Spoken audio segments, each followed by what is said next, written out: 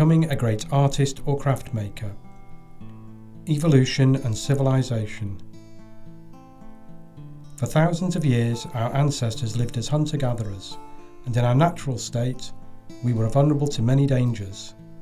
However, millions of years of evolution had equipped we humans with brains and bodies which enabled us to achieve an intuitive understanding of our natural environment and learn the skills required to build the tools that we needed to survive.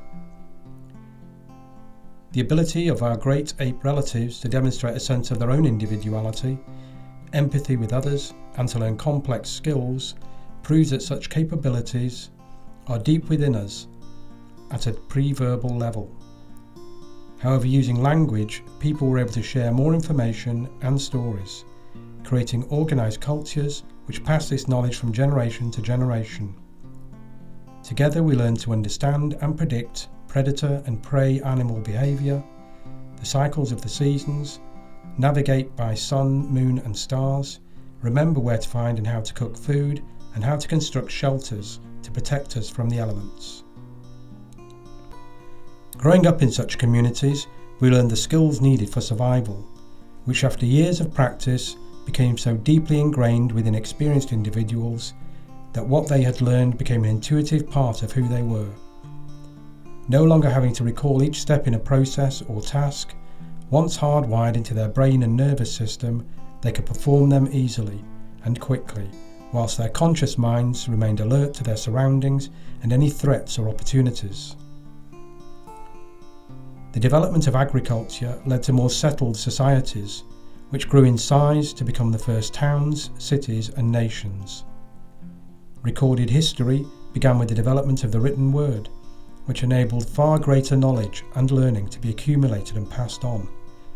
It was no longer possible for each person to learn all of the skills needed for survival, and these civilizations required increasingly complex skills in the arts and crafts, along with the many other practical, academic, social and political skills necessary to live and work in such complex societies. This led to the development of the many trade and professional occupations which continue in their modern forms to the present day. However, our minds and bodies still possess the potential to achieve the same level of deeply intuitive understanding of the natural world and skills which were essential for the survival of our early ancestors. This same ability is what allowed some individuals who found that they were drawn by interest or inclination to certain activities such as a sport, art or craft to become especially proficient after years of practice. During previous centuries, people were born into a particular social class, which limited their life options. Most were peasants forced to work the land, whilst others followed their parents into a trade or craft, regardless of personal preference. Only the wealthy elite had the opportunity to learn to read and write, with freedom and time to pursue a subject of study purely because it was of interest to them. Life is also short, competitive, and requires us to learn many practical and social skills. It takes many years of tireless practice to achieve a deep level of ability and skill in one thing. So perhaps it is a wonder that the world has produced even the few geniuses who we are aware of, and this is due largely to a few individuals who through self-belief and some luck managed to stay on the path that their inner voice guided them along.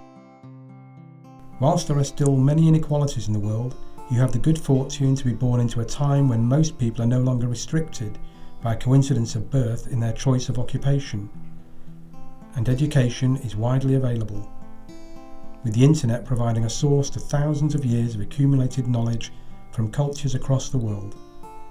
However, most people are still not achieving a deeply intuitive level of skill in something. Why is this, and what can you do about it?